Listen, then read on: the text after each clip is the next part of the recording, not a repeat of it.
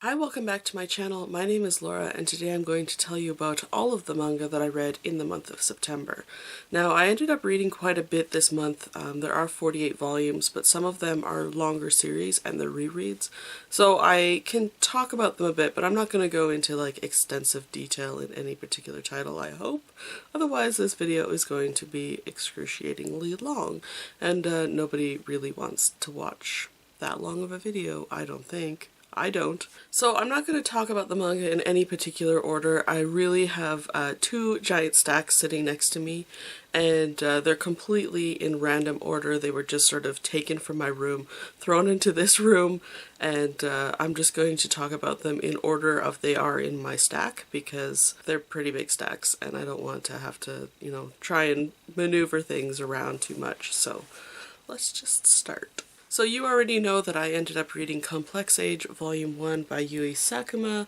I did do a review for this, or first impressions of this, and I will link it up in the description below. Basically, this is about a young woman who is a cosplayer. She's sort of a little bit older in the fandom, and it's just sort of trying to come to terms with not only does she fit in cosplay, but does she fit in her, you know, age? Like, should she continue doing what she loves? So it was a really interesting and I thought very relatable title, and I am looking forward to continuing with this. I read the first volume of Behind the Scenes by Bisco Hatori. This is a new release this year. It is by the same author as Ouran High School Host Club, and if you're familiar with that, I'm assuming that you're quite familiar with that if you're actually watching my videos. This is a very similar title in that the main character, who is this boy here, the kind of blonde boy, he gets kind of thrust into this group of very kind of vibrant and exciting characters. The plot itself is different, but overall it definitely has a similar feel to Ouran High School Host Club. So if you like that series, you'll probably like this. It's the same author, so you already know kind of what her comedy is like. This one so far is not shaping up to be a romance, which is fabulous. This is a shoujo title, so I'm not entirely sure if romance is going to come in future volumes, but at this point there is no sign of romance in sight, which I'm really excited about because it's a pretty rare thing in shoujo marketed manga to actually not be a romance centric. So this is about a young boy who is going to school, or he's just starting university.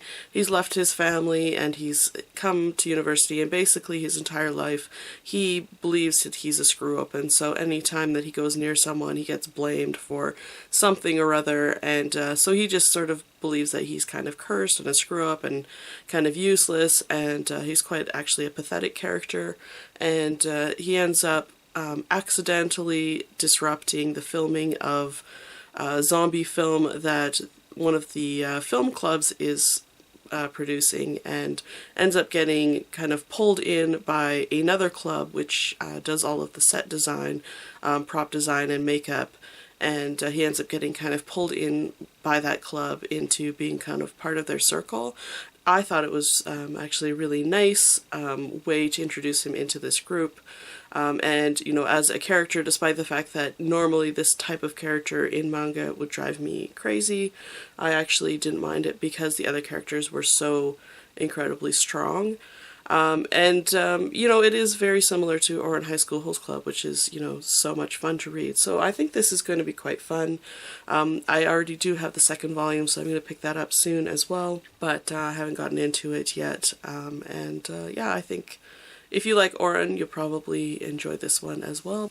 Looking forward to seeing where this story goes. I read the first volume of Liselotte and Witch's Forest by Natsuki Takaya.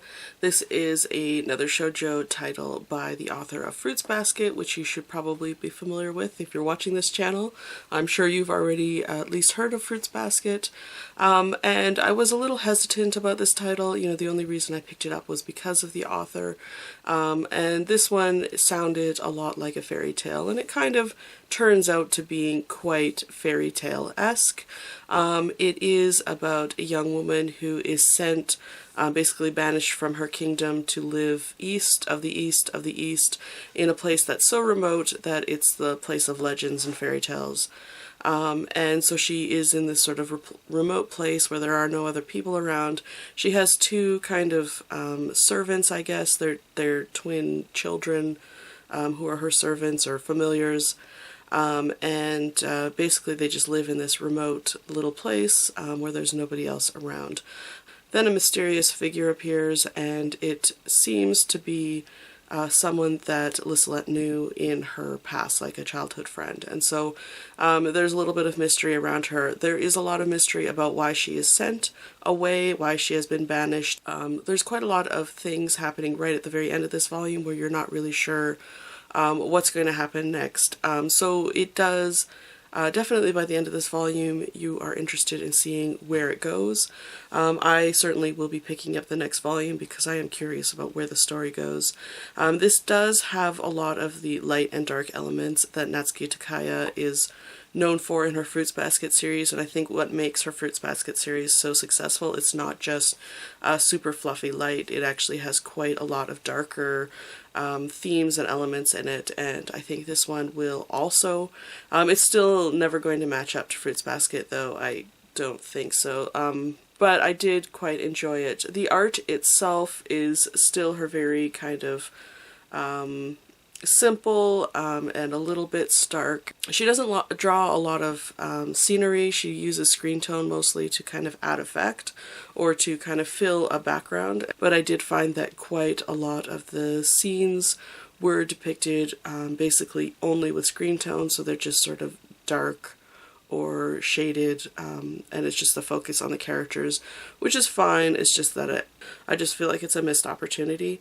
And then the other thing that really bothered me, I think it bothered me the most out of anything, is that, and I don't know if this is a translation direction or if this was something that was in the original, because I don't have the original obviously, but the font type changes so much in this, and generally, you know, you would stick with some sort of like Comic Sans, and that would be most of the focus, and then when some like spooky element came in, you would either kind of slightly change the font or make it a little bit bold, but it's like almost every bubble felt like it was changing font, and so I didn't know, it was so frequent that I didn't understand how I was supposed to read those bubbles. Like normally font is the clue to how to read it, or it's a clue to the mood, and yeah, in this one it's just confusing, and it's not something that I even normally notice so much because it's so seamless. So that was a real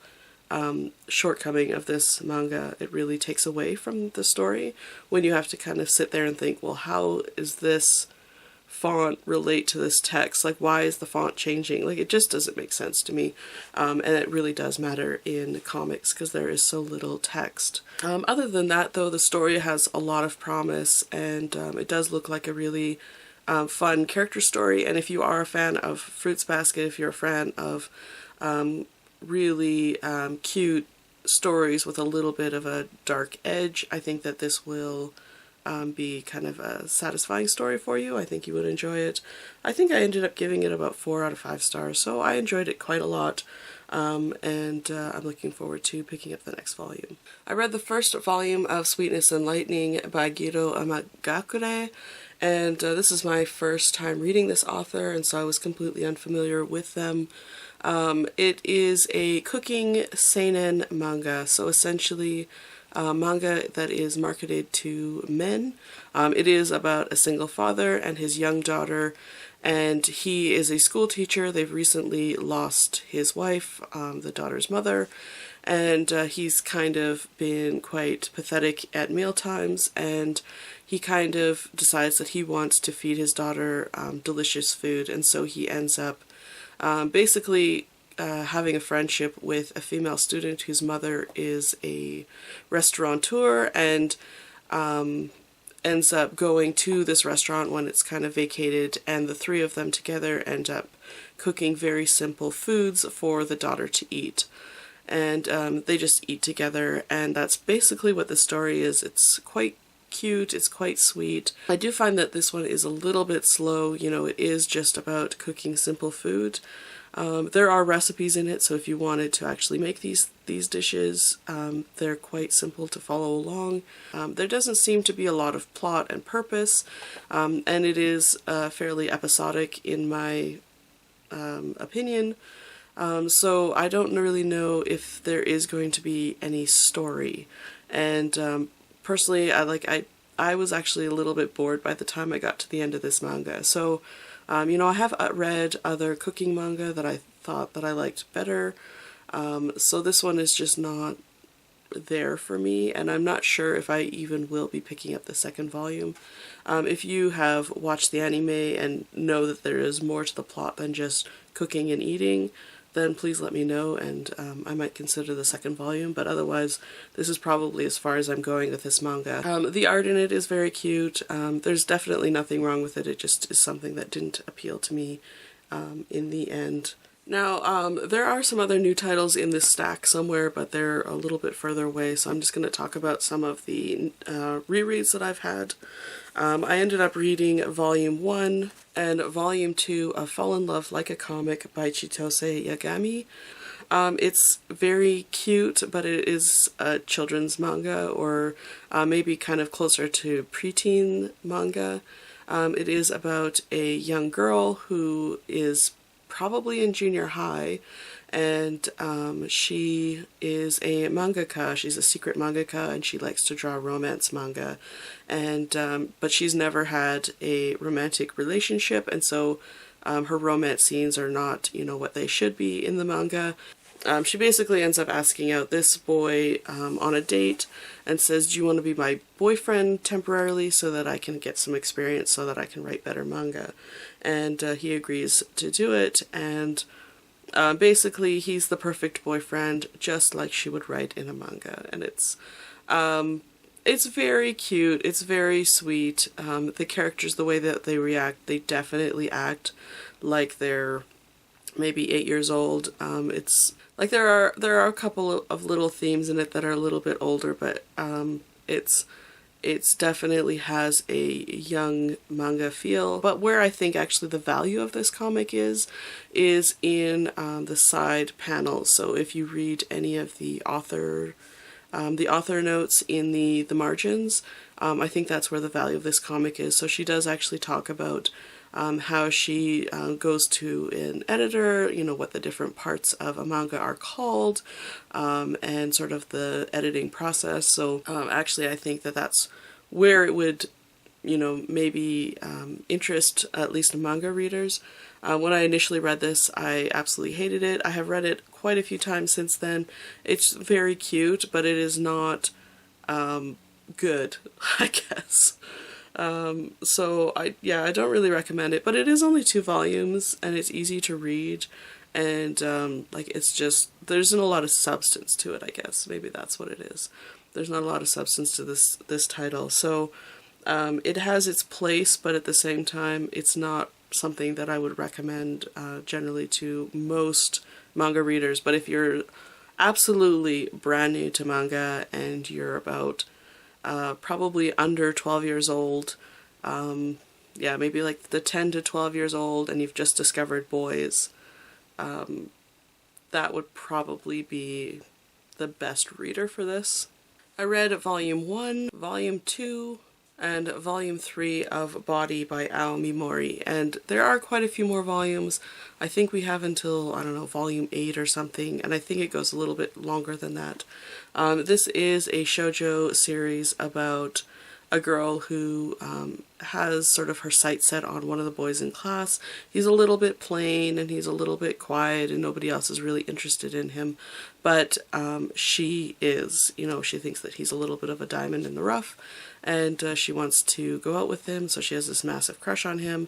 And then I can't remember if she confesses, but she ends up going along with him on some date, or she ends up seeing him out somewhere, and it turns out that he's actually very different than she expected. He's actually a host, and he ends up, you know, he goes out with women, and He kind of lives a very different lifestyle, and so of course she immediately says, well, I'm not interested in him anymore because he's not what I expected.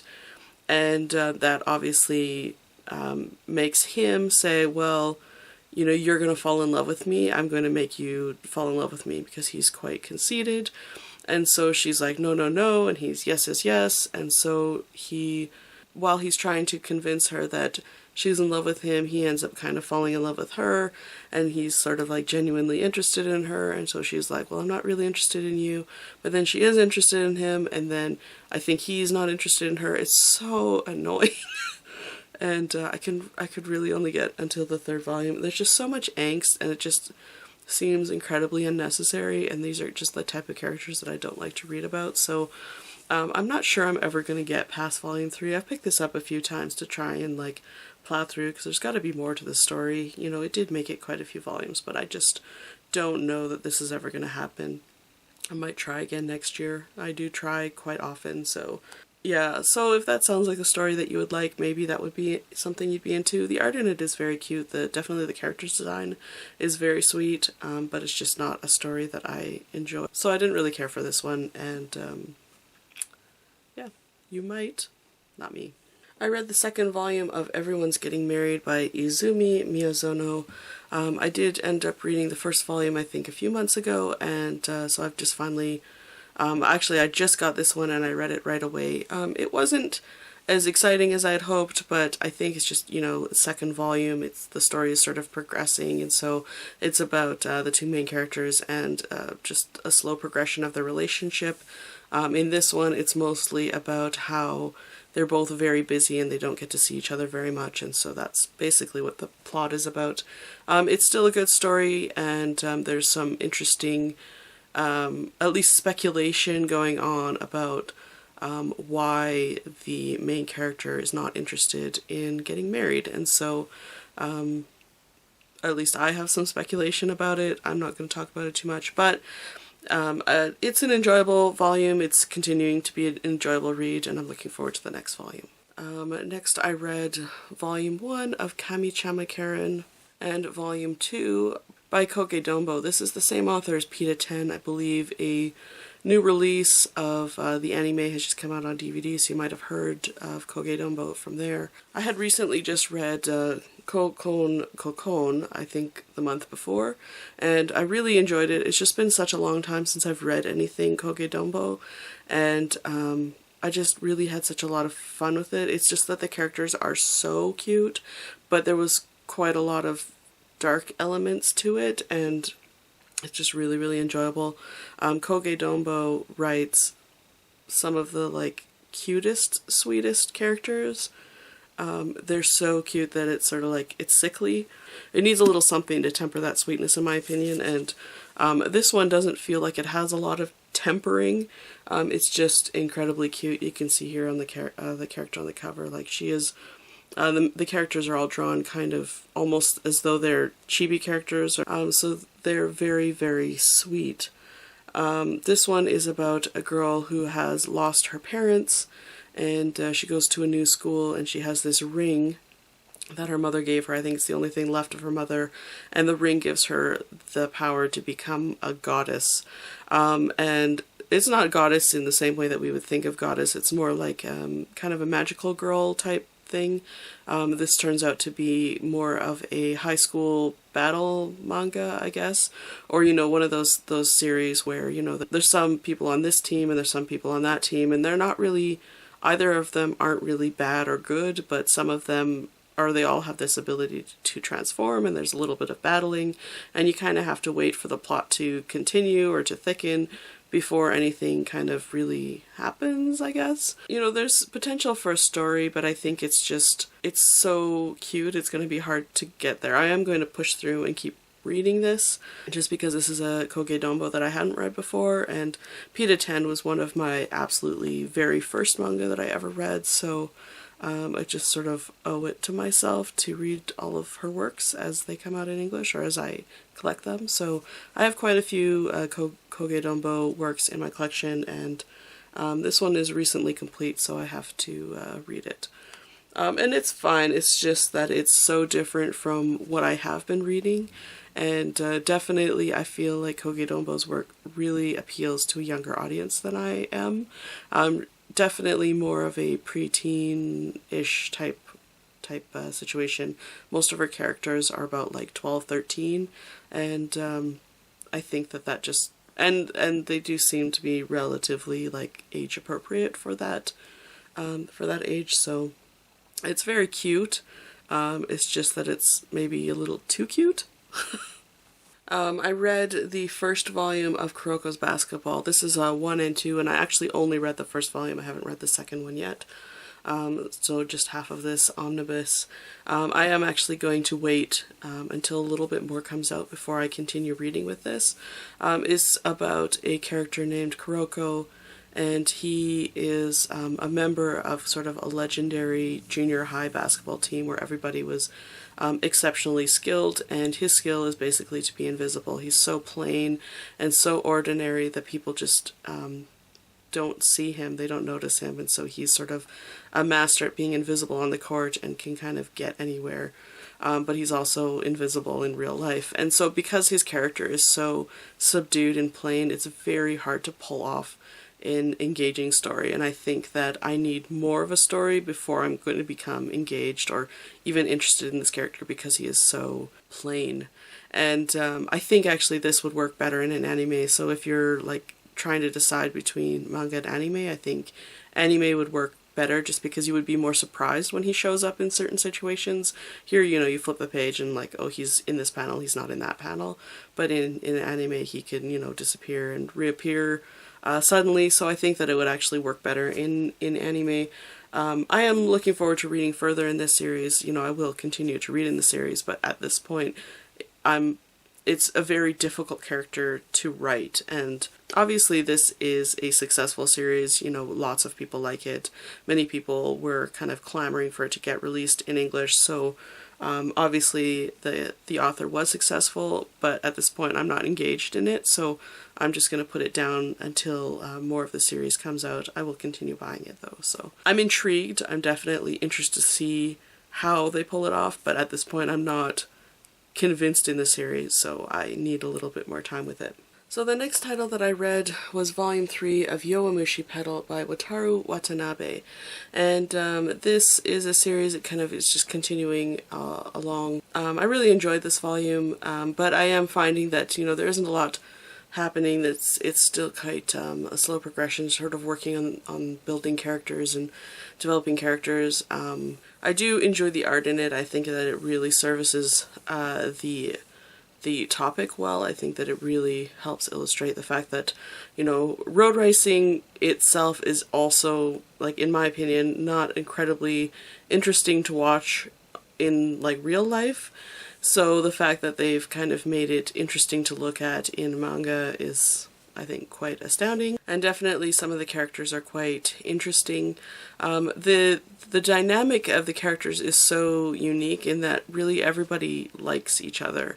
And there's this like really great camaraderie, despite the fact that there is some sort of a rivalry. There doesn't seem to be really like, you know, a bad guy yet.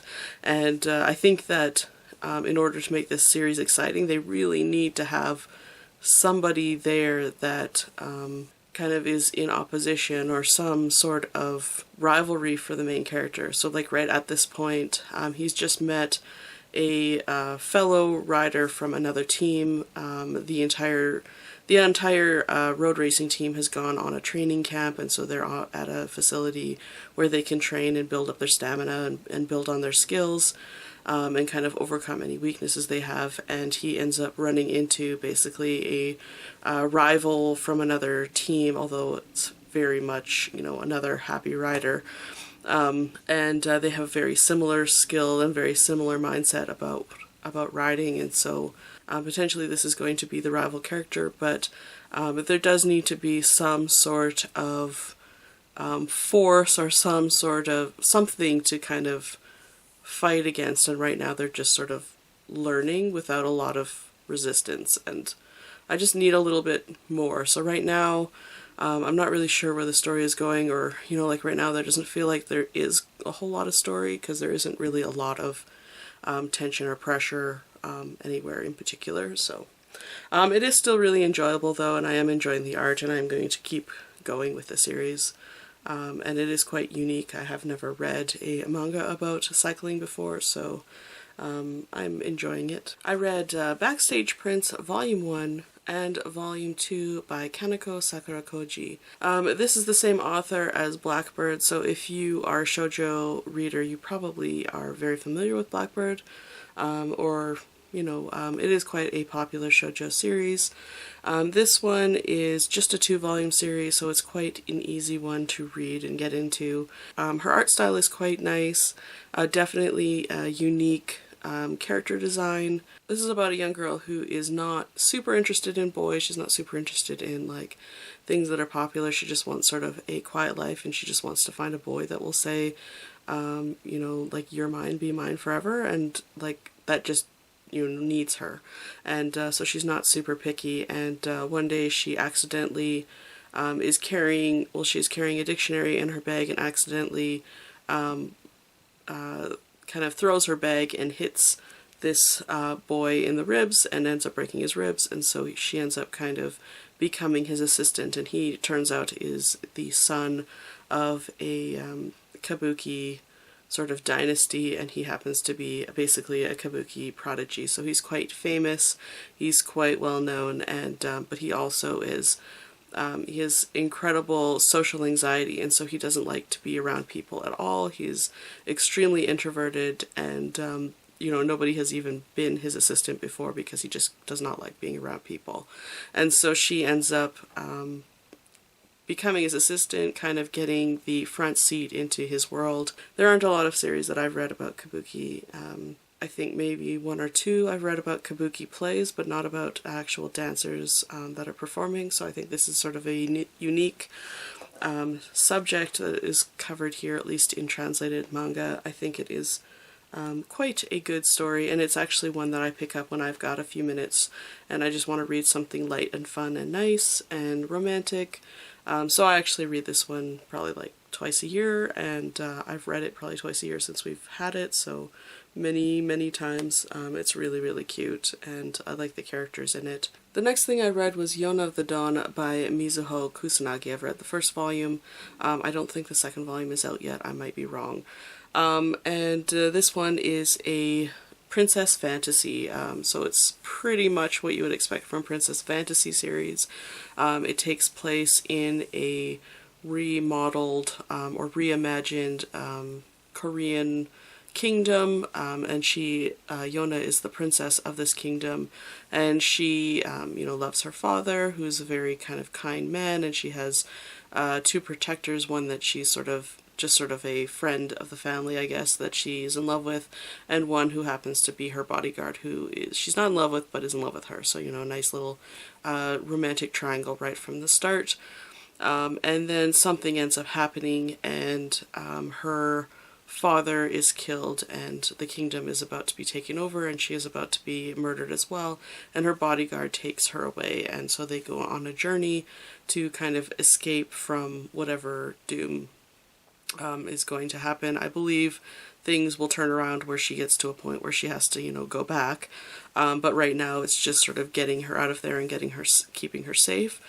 So at the beginning, she's very happy-go-lucky and she's very sweet, but then, after this tragic incident, she's very depressed and very almost incoherent, I guess, like just unable to kind of function. And so right now her personality is fairly non-existent, but it's very much a reflection of the situation. So I look forward to it. I know that she's going to become more of a strong female character. This is probably, if you liked something like Fushigi Yugi, you would like this series.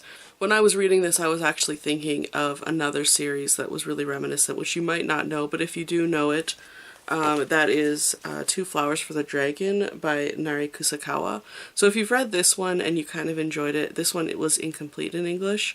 So this one probably will be satisfy your need to finish reading this one, because Viz is a pretty strong publisher, and I can imagine that they'll be able to, complete the series. So definitely a similar plot and theme and characters and even character design in some fashion. So it was quite good. It has potential to become a really fun and interesting series, and I know that it's been quite popular. I think that a lot of people will be able to get into it. And this is one of my most anticipated reads, and I finally was able to get around to it. This is Princess Jellyfish, Volume 1 and Volume 2 by Akiko Higashimura. And I'm not going to say too much about this because I absolutely think that you need to go into the series blind to really, really enjoy it. So if you know too much about the story before you go into it, you're not going to enjoy it as much as someone who doesn't know about the series. And I didn't know too much about the series except for the fact that the main character is a jellyfish otaku, so basically she loves jellyfish, and that she lives in an apartment complex with a bunch of otaku girls, and that their apartment complex is to be closed, and they meet a new friend who is going to help them save the complex, essentially. And so that's as much as you need to know when you go into the series.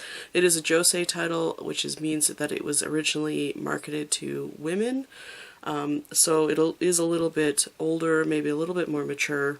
It was such a delight to read. I enjoyed every minute of it, every panel of it. I loved all of the characters, even the characters that you're not supposed to like. I enjoyed them quite a lot. It's a really well constructed story. There's some really great characters in it.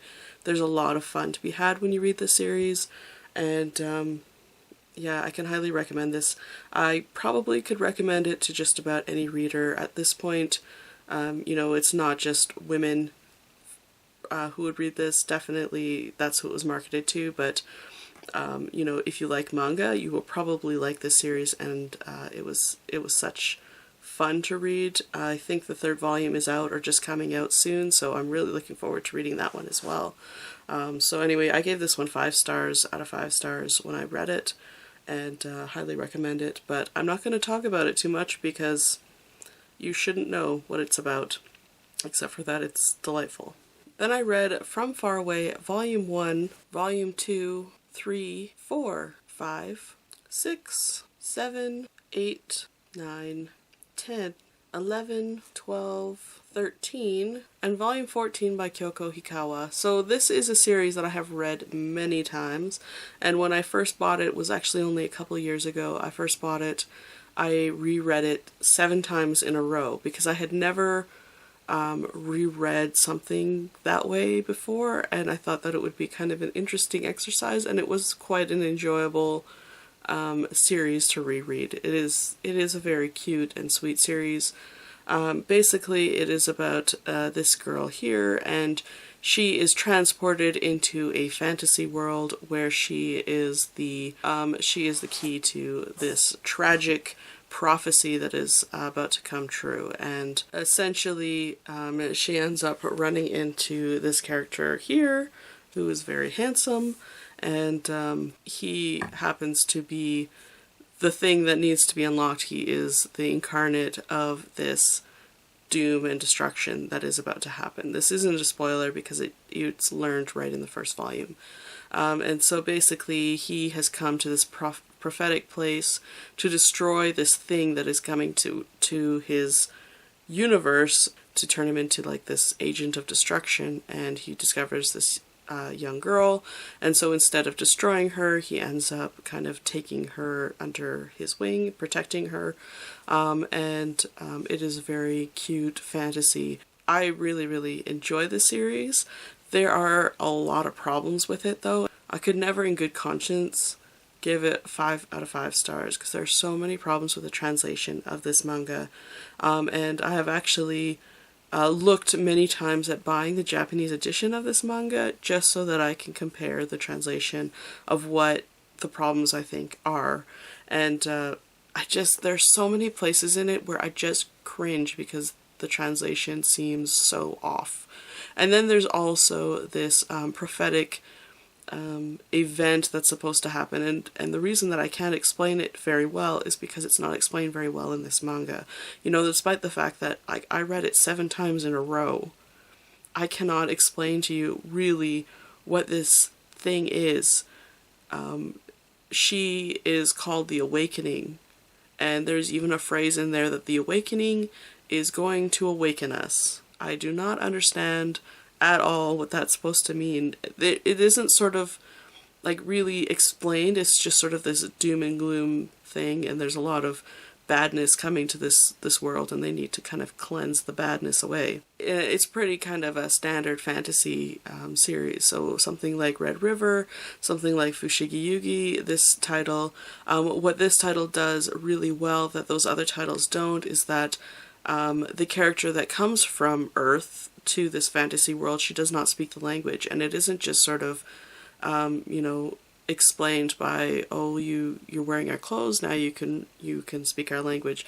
Oh, you know, you've been given CPR, you can speak our language. You've eaten food here, you can speak our language. No, she actually has to legitimately learn to speak the language. And so there are some nice bits in it where they distinguish between her speaking her new language and her speaking Japanese as she's learning to speak the language.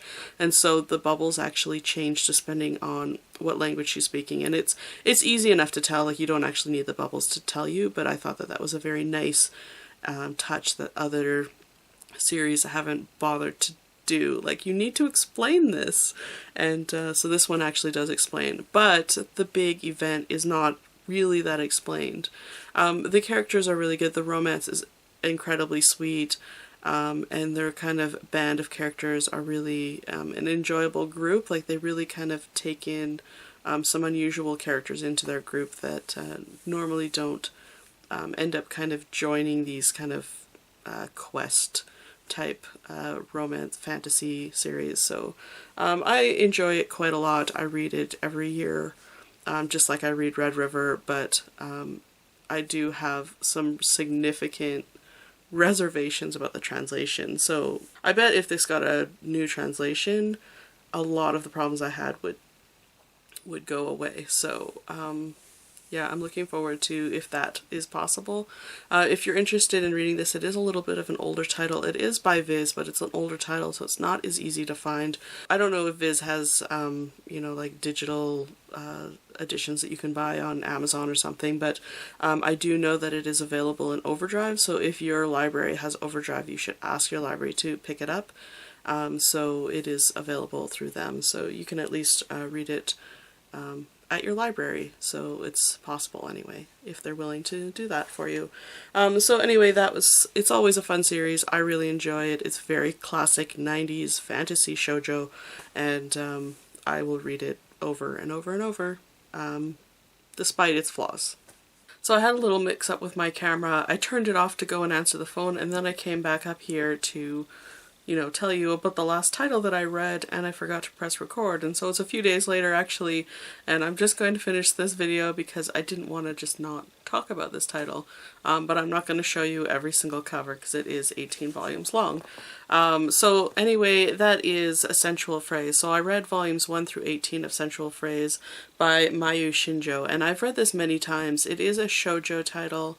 It is a title basically about a teenage girl who is entering a contest to write some lyrics, and she's written some, you know, very steamy lyrics to a song, and she almost gets run over by the very famous rock star Sakuya from Lucifer, and he steals her lyrics, and she ends up being invited to his show, and he basically sort of says, "You're going to be our new lyricist." Hot and heavy romance quickly develops, and there are quite a lot of really uncomfortable situations that happen in this manga. Normally I don't like shoujo manga that there's, like, you know, it's a really angst heavy.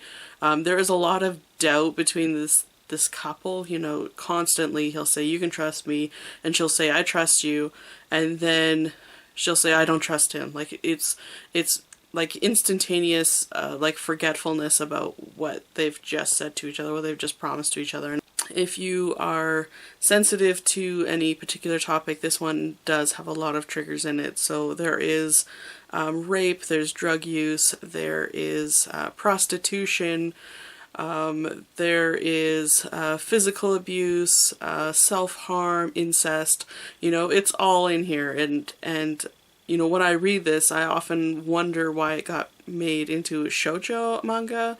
It just doesn't seem maybe age appropriate, but if you compare it to other Mayo Shinjo works, this does actually seem a little bit younger. Some of her other titles actually are even more extreme. This one, despite, you know, the topics that are handled in it, tends to actually be a little bit on the lighter side, I guess. It's certainly older teen appropriate, if anyone. It is a very fast-paced comic, and it kind of just makes you want to keep reading. Like, there never feels to be a good place to stop when you're reading this manga. So I've read it quite a few times. Mayo Shinjo, as far as an artist goes, is not a top pick for me. She has a very hard time being consistent with anatomy. She really, like, from panel to panel, page to page, she forgets how human form is made, and I don't know if it's because she's drawing so much, she's, you know, has to produce so quickly, and she's quite prolific, but, you know, sometimes Sakya will have, you know, his head will be maybe at the 10th of the width of his chest, so he's got this little tiny head, and it looks very odd. Or sometimes Ayane, who's the girl, will come up to his waist. Sometimes she'll come up to his neck. Like, it's the proportions and perspectives, they change so often in this. So she has a harder time drawing male figures. You know, his shape changes quite a lot, and in the few titles that I've read of Mayo Shinjo, she has that problem throughout. Personally, though, Demon Love Spell, which I also have, is quite a bit better and more consistent in the drawing. Also, it is a lighter series. It doesn't deal with the heavy topics quite as much. Like, there's a little bit in it, but it's preferable to me because it doesn't have quite the topics that this one has. This one is still enjoyable to a degree. I can never give it a 5-star rating, but I do pick it up probably every year to read. So, you know, it says something for the comic. Like, it is entertaining at the very least. And then volume 18 is a really a shame. Something happened. I don't know if the artist completely changes in it, or if someone actually just finished the comic.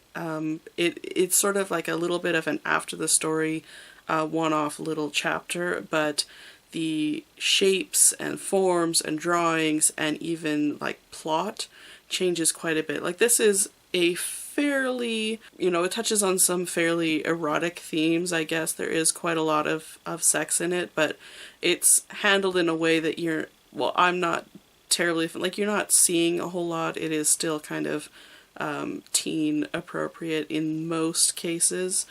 But then all of a sudden in the 18th volume, it turns into like almost hentai, like almost pornographic, or maybe it is pornographic. Like, it is, it's so changed, but also the characters are drawn younger in the very final, and it's very unusual, especially after all of the crap that they've gone through in this series.